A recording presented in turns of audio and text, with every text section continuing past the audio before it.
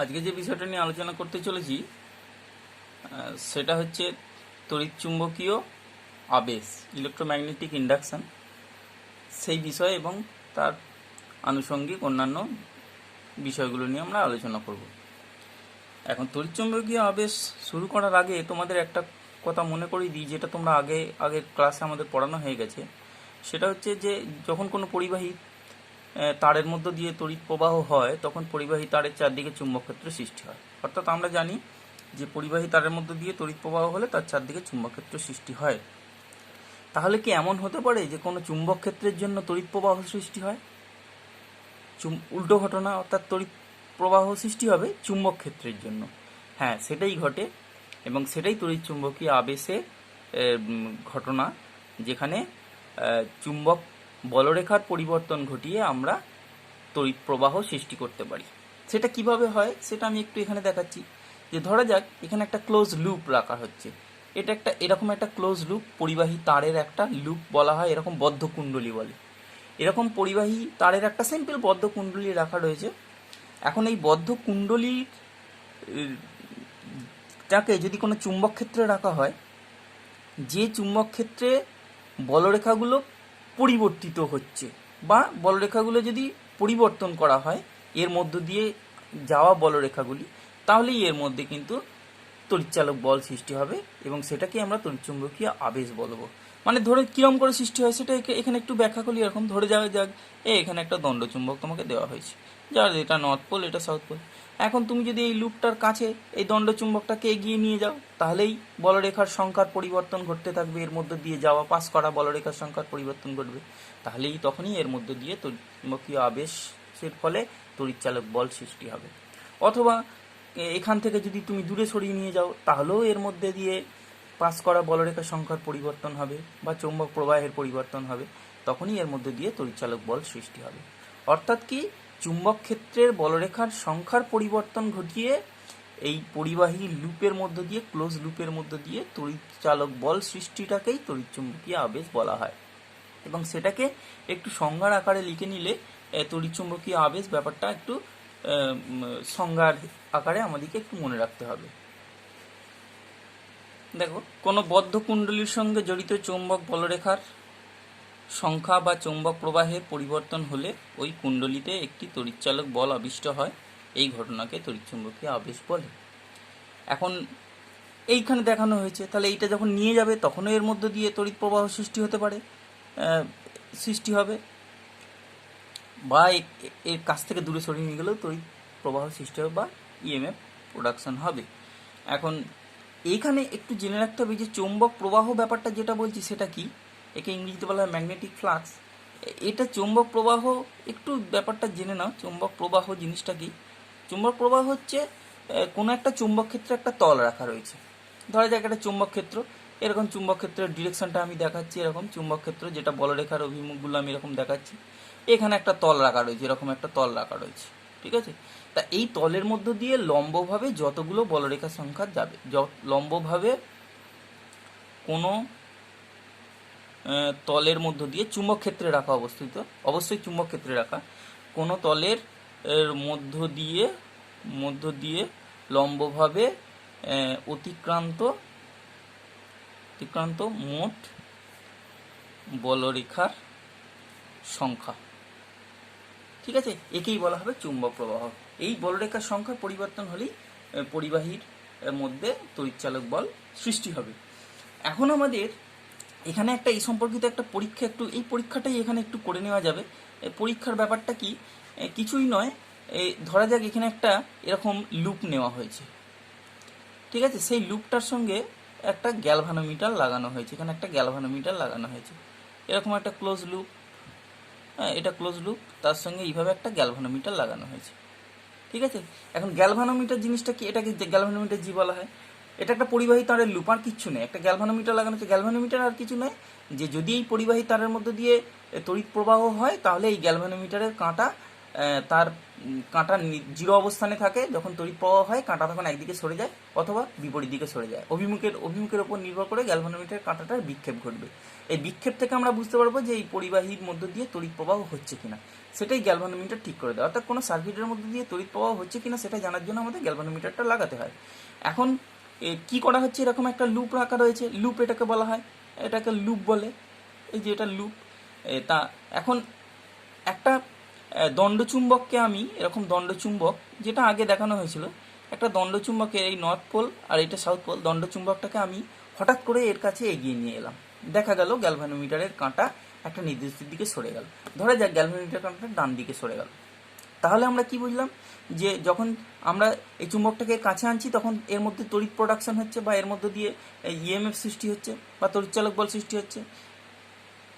নিয়ে কাছে নিয়ে এসে, যখন দূর থেকে কাছে নিয়ে এসে স্থির হয়ে গেল এক জায়গায় এনে, মনে করো এটাকে এনে এই জায়গায় স্থির হয়ে গেল, তারপর কিন্তু দেখা যাচ্ছে গ্যালভানোমিটার স্থির, আবার সেই জিরো অবস্থানে রয়ে গেছে, অর্থাৎ গ্যালভানোমিটারের কোনো বিক্ষেপ হচ্ছে না, অর্থাৎ তখন কিন্তু কোনো তড়িৎ প্রবাহ হচ্ছে না।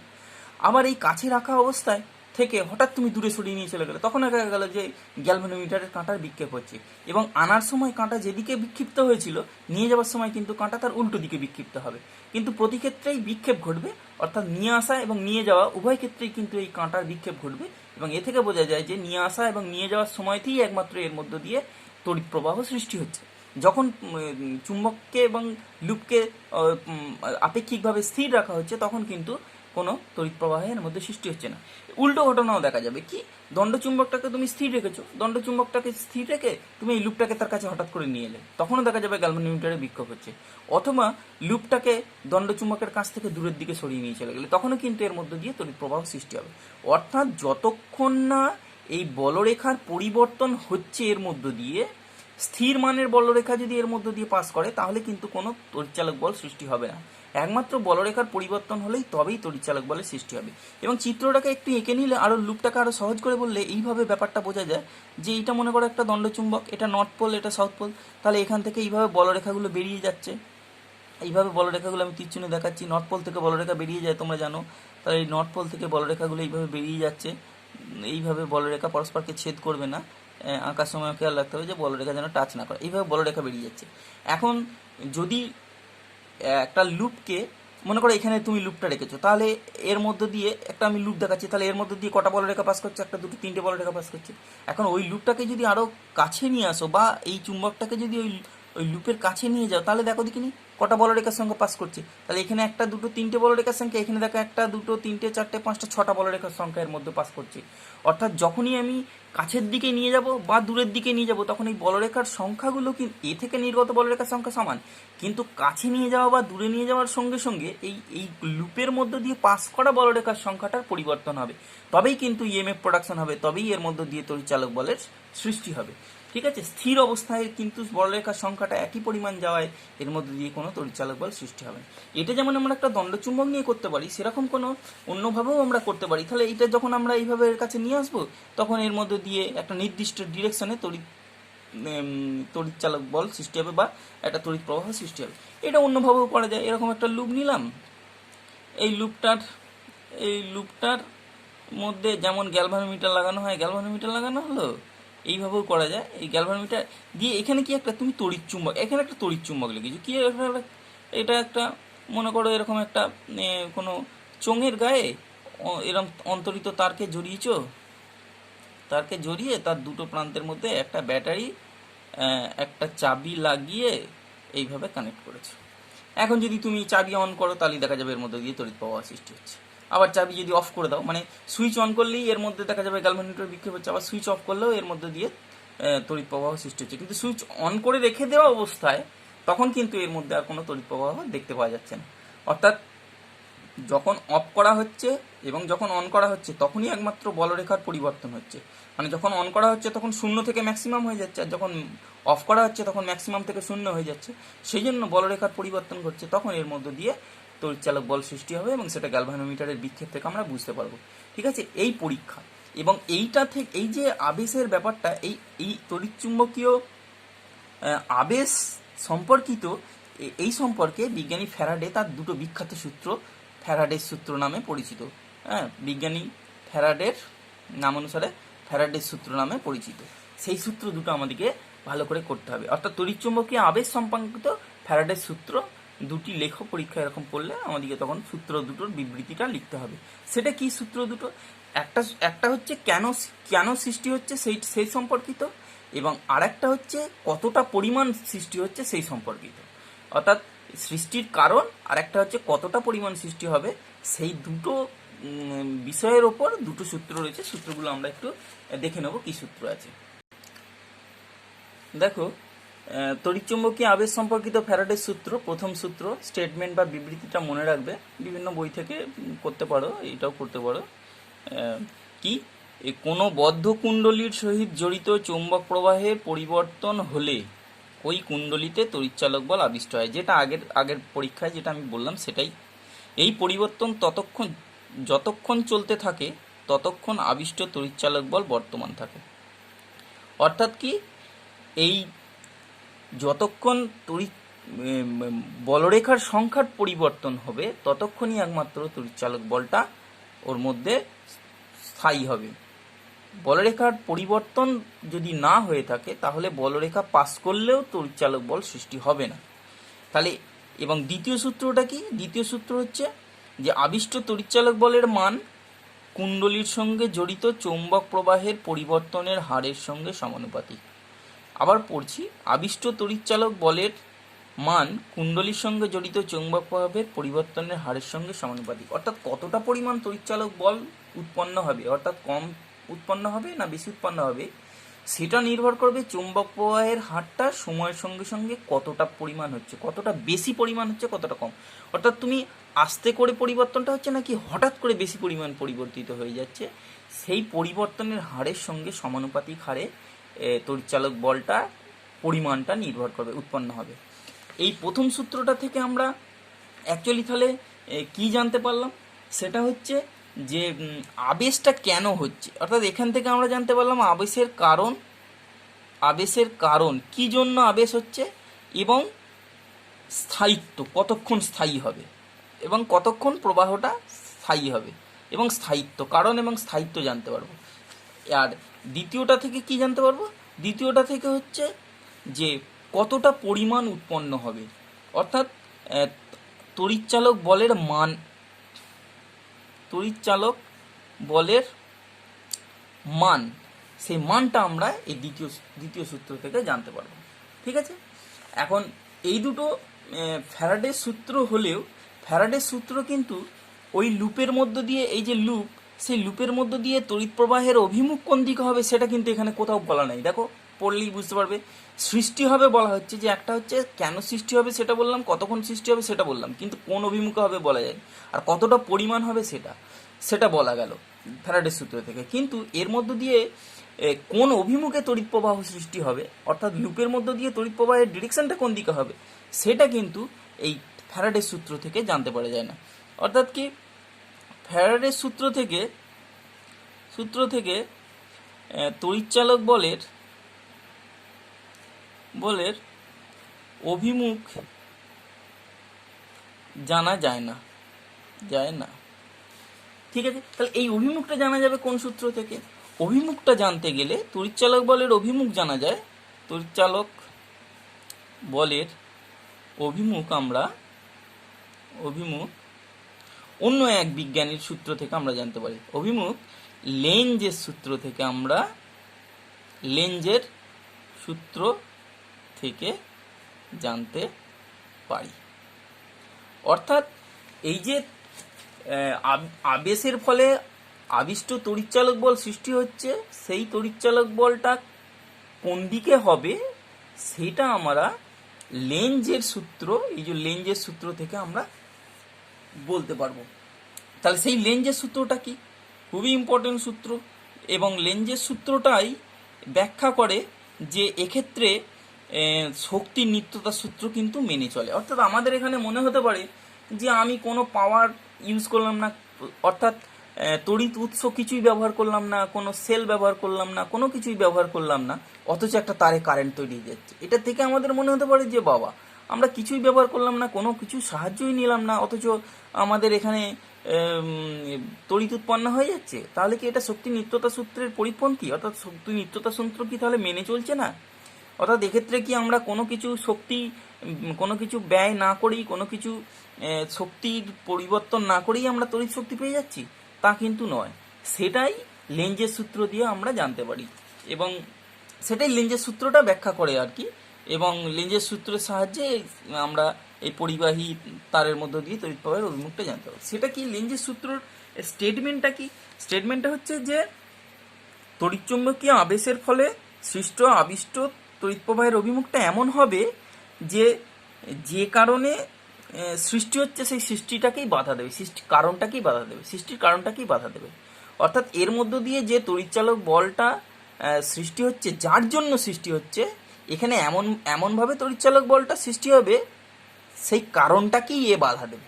মানে তড়িৎচালক বলটা এমনভাবে সৃষ্টি হবে যাতে করে যে কারণে এর মধ্যে তড়িৎচালক বল সৃষ্টি হচ্ছে সেই কারণটাকেই এ বাধা দেবে। ব্যাপারটা একটু ক্লিয়ার করলে তোমাদের বুঝতে পারো। বা আগে স্টেটমেন্টটা লিখছি, তারপর এটা এই বিষয়ে একটু ক্লিয়ার করছি। লেঞ্জের সূত্রের বিবৃতিটা, তড়িৎচুম্বকীয় আবেশের ফলে সৃষ্ট আবিষ্ট তড়িৎ প্রবাহের অভিমুখ এমন হয় যে এটি নিজের সৃষ্টির কারণকে বাধা দেয়। অর্থাৎ কি, যে এখানে যে তড়িৎচালক বলটা সৃষ্টি হবে সেটা যার জন্য সৃষ্টি হচ্ছে সেই কারণটাকেই এ বাধা দিয়ে দেবে। এবং এই সূত্র থেকেই, এই সূত্রটাই প্রমাণ করে শক্তি নিত্যতা সূত্র এখানে কার্যকরী। এই সূত্র থেকেই সেটা পাওয়া যায়। এখন এখানে আপাত দৃষ্টিতে মনে হতে পারে যে এখানে শক্তি নিত্যতা সূত্র কাজ করছে না, কিন্তু এই সূত্র থেকেই সেটা প্রমাণ হয় যে না, শক্তি নিত্যতা সূত্র কাজ করছে। এখন ব্যাপারটা এখানে যেটা হয় সেটা হচ্ছে এই লুপ এবং চুম্বক ক্ষেত্রে দুজনের আপেক্ষিক গতির জন্যই কিন্তু ইএমএফ সৃষ্টি হয়। এখন এই যে লেঞ্জের সূত্র সেটা বলে যে এই আপেক্ষিক গতি কে এমনভাবে তড়িৎচালক বল সৃষ্টি হবে বাধা দেবে। অর্থাৎ তড়িৎচালক বলটা এমনভাবে সৃষ্টি হবে আপেক্ষিক গতিটাকেই বাধা দিয়ে দেবে। তাহলে কি, যে তড়িৎচালক বল এমন সৃষ্টি হবে যাতে আপেক্ষিক গতি বাধাপ্রাপ্ত হয়। আপেক্ষিক গতি বাধাপ্রাপ্ত হয়, অর্থাৎ গতিটাকে বাধা দেবে এমনভাবে তড়িৎচালক বল সৃষ্টি হবে। তাহলে এবার গতিটাকে বজায় রাখতে গেলে আমাদেরকে কি করতে হবে? তাহলে গতি বজায় রাখতে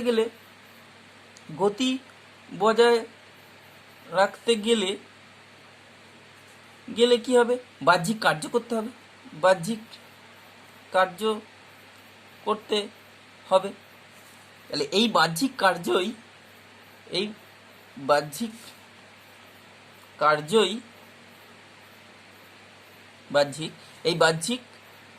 কার্যই তড়িৎ শক্তি হিসাবে কুণ্ডলিতে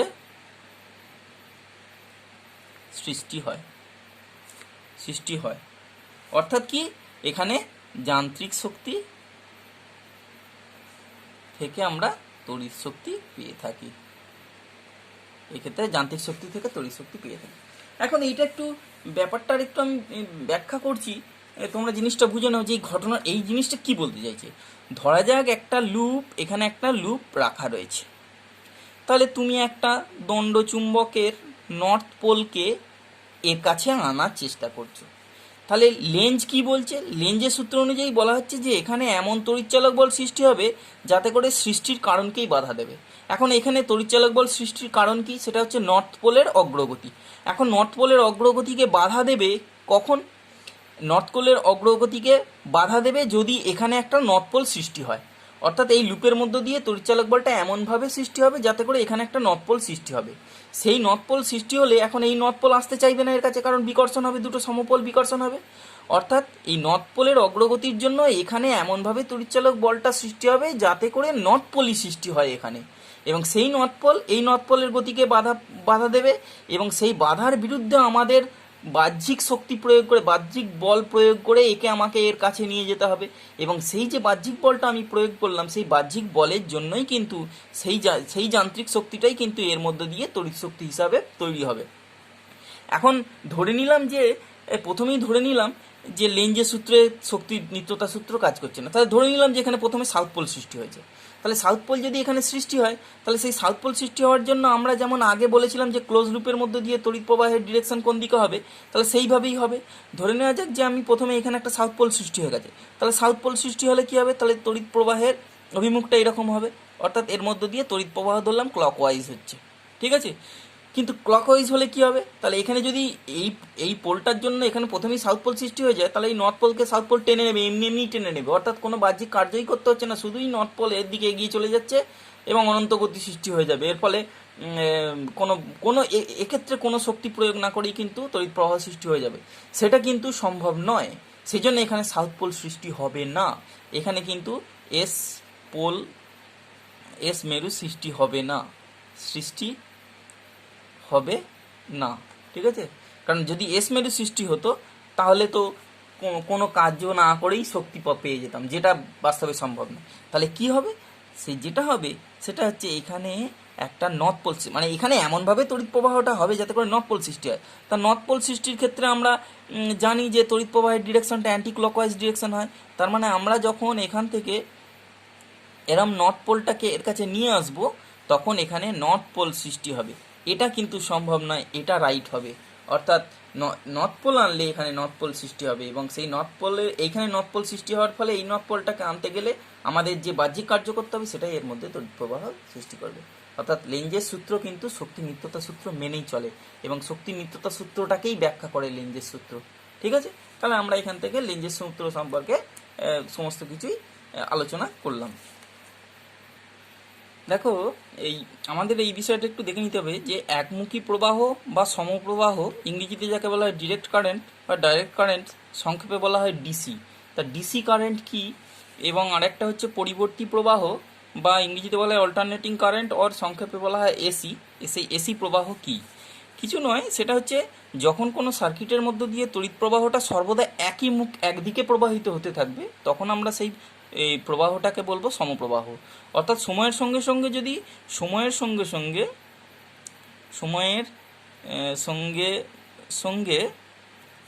তড়িৎ প্রবাহের অভিমুখ যদি অপরিবর্তিত থাকে তাহলে সেই ধরনের তড়িৎকে আমরা বলবো যে একমুখী প্রবাহ বা সমপ্রবাহ বা ডিসি তড়িৎ প্রবাহ। সাধারণত এটা ব্যাটারি থেকে আমরা পেয়ে থাকি, এবং সেটা সার্কিটটা আমি এরকম আঁকলেই হবে। মনে করো এরকম একটা বৈদ্যুতিক বাল্ব একটা ব্যাটারির সাহায্যে যুক্ত রয়েছে, একটা এখানে আমরা সুইচ লাগিয়েছি, এটা তড়িৎ কোষ, মনে করো এখানে ই তড়িৎচালক বল, এটা সুইচ এস, এটা বাল্ব বি। তাহলে এখন এক্ষেত্রে এটা প্লাস এটা মাইনাস, তাহলে এরকম ব্যাটারির যদি উৎস লাগানো থাকে তাহলে এর মধ্য দিয়ে সর্বদা কিন্তু তড়িৎ প্রবাহ এই প্লাস থেকে মাইনাসের দিকে হতে থাকবে। এক্ষেত্রে কিন্তু সবসময় তড়িৎ প্রবাহ এইভাবেই হতে থাকবে। এই তড়িৎ প্রবাহটাকে আমরা বলবো একমুখী প্রবাহ। এবং এক্ষেত্রে আমরা যদি সময়ের সঙ্গে সঙ্গে প্রবাহ মাত্রার গ্রাফ অঙ্কন করি, এদিকে যদি আমরা সময় টি এবং এদিকে যদি আমরা প্রবাহ মাত্রা আইকে প্লট করি, তাহলে কিন্তু সম মানের তড়িৎ প্রবাহের ক্ষেত্রে কিন্তু গ্রাফটা হবে এই টি অক্ষের সমান্তরাল সরলরেখা, এই রকম হবে গ্রাফটা, ঠিক আছে। তাহলে এইটা গেল। এবং এই ক্ষেত্রে এটা কি তড়িৎ কোষ থেকে আমরা পেয়ে থাকি, তড়িৎ কোষ বা ব্যাটারি থেকে যে আমরা সেল থেকে যেটা আমরা পেয়ে থাকি সেটা হচ্ছে একমুখী প্রবাহ বা সমপ্রবাহ। এখন পরিবর্তী প্রবাহ ব্যাপারটা কি? পরিবর্তী প্রবাহটা এইটা ঠিক অন্যরকমভাবে, এটা যেমন সবসময় একই দিকে প্রবাহিত হয়, যদি সময়ের সঙ্গে প্রবাহের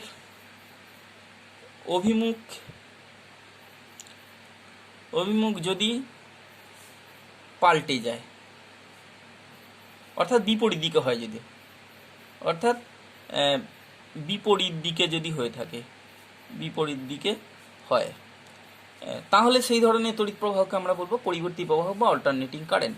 আমাদের বাড়িতে হাউস ওয়ারিং ব্যবস্থায় যে মেন লাইনের যে তড়িৎ প্রবাহটা এসে থাকে সেটা হচ্ছে পরিবর্তী প্রবাহ, সেটা 220 ভোল্ট। এই 220 ভোল্ট মেন লাইনে আমরা পেয়ে থাকি এবং 50 হার্জ ফ্রিকোয়েন্সি এবং বিভব প্রভেদ হচ্ছে 220 ভোল্ট। এটা আমাদের বাড়িতে সরবরাহ লাইন, এটা বাড়ির সরবরাহ লাইনে আমরা এইটা পেয়ে থাকি। অর্থাৎ কি এটা 50 হার্জ মানে প্রতি সেকেন্ডে 50 বার অভিমুখের পরিবর্তন হয়ে থাকে এবং এটাকে আমরা সার্কিট হিসাবে এইরকমভাবে ব্যবহার করে থাকি। মনে করো এখানে একটা বাল্ব লাগানো হয়েছে পরিবর্তী প্রবাহে, এই পরিবর্তী প্রবাহটা কিন্তু এই ব্যাটারির রকম নয়, এইভাবে করা থাকে। যদি এখানে একটা সুইচ যদি দিয়ে দাও তাহলে এইটা এখন পরিবর্তী প্রবাহের সোর্স, এটা সুইচ, এটা বাল্ব, এইটা যদি বলে থাকো তাহলে এর সাইনটা এরকমভাবে বাঁকানো দেওয়া হয়। এর কয়েক মুহূর্তে এই দিকটা প্লাস হবে, অর্থাৎ তড়িৎ প্রবাহের অভিমুখ এদিক থেকে এদিকে হবে, তখন এই দিকটা মাইনাস হবে। ঠিক পরের মুহূর্তেই এই দিকটা মাইনাস হয়ে যাবে, এই দিকটা প্লাস হয়ে যাবে, অর্থাৎ তড়িৎ প্রবাহের অভিমুখ এদিক থেকে এদিকে হবে। অর্থাৎ মুহূর্তের মধ্যে এই দিক থেকে এদিকে প্রবাহ, পরের মুহূর্তে এদিক থেকে এদিকে প্রবাহ। অর্থাৎ এইভাবে যে বারবার অভিমুখের পরিবর্তন, বিপরীত দিকে একবার সমদিকে একবার বিপরীত দিকে এইভাবে হচ্ছে, এইটাই হচ্ছে পরিবর্তী প্রবাহ বা অল্টারনেটিং কারেন্ট, সংক্ষেপে এসি, আমরা এসি কারেন্ট বা এসি বলে থাকি। এবং এটা যদি আমরা সময়ের সঙ্গে সঙ্গে এদিকে টি প্লট করে আর এদিকে যদি আমরা আই প্রবাহমাত্রা প্লট করি তাহলে এইটা এইরকম হয় যে এইরকম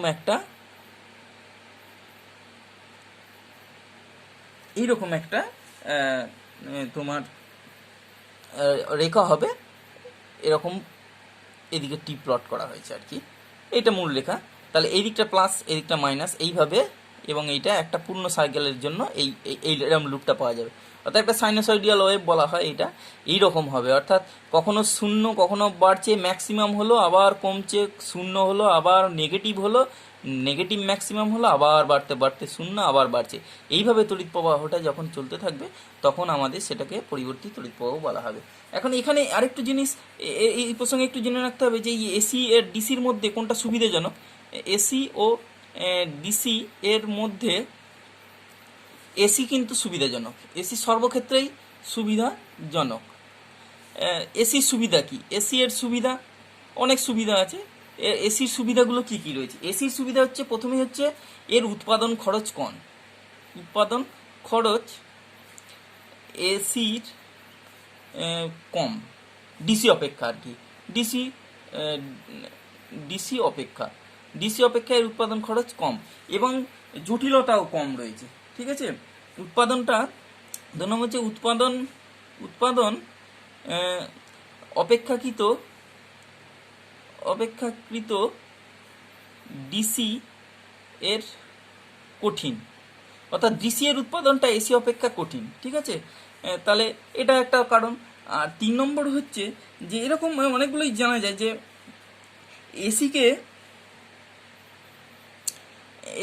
এসিকে সহজেই রেকটিফায়ারের সাহায্যে ডিসিতে পরিণত করা যায়। আর সুবিধা কি? 4 নম্বর হচ্ছে এসিকে সহজেই ট্রান্সফরমারের সাহায্যে উচ্চ বিভব থেকে নিম্ন বিভবে, উচ্চ বিভব থেকে নিম্ন বিভবে বা নিম্ন বিভব থেকে উচ্চ বিভবে নিয়ে যাওয়া যায়। ঠিক আছে, আর একটা কি, আর হচ্ছে তাপ শক্তিজনিত শক্তি ক্ষয় কম হয়। তাপজনিত শক্তি ক্ষয় এসি এর কম হয় ইত্যাদি। এরকম এসি তারপর সরবরাহের ক্ষেত্রে, হ্যাঁ, দূরবর্তী স্থানে সরবরাহের ক্ষেত্রে এসি অনেক সুবিধাজনক। ঠিক আছে, তাহলে সেই জন্যই এসি আমাদের প্রাত্যহিক জীবনে আমরা এসিকেই ব্যবহার করে থাকি, যেহেতু ডিসি অপেক্ষা এসি সব দিক থেকেই সুবিধে রয়েছে। তো সেগুলো আমাদেরকে একটু মনে রাখতে হবে যে এসি অপেক্ষা ডিসির কী সুবিধা রয়েছে, এসি কারেন্ট কি, ডিসি কারেন্ট কি, বা এসি কি, ডিসি কি, এবং তার এসি ডিসি অপেক্ষা সুবিধাজনক কেন।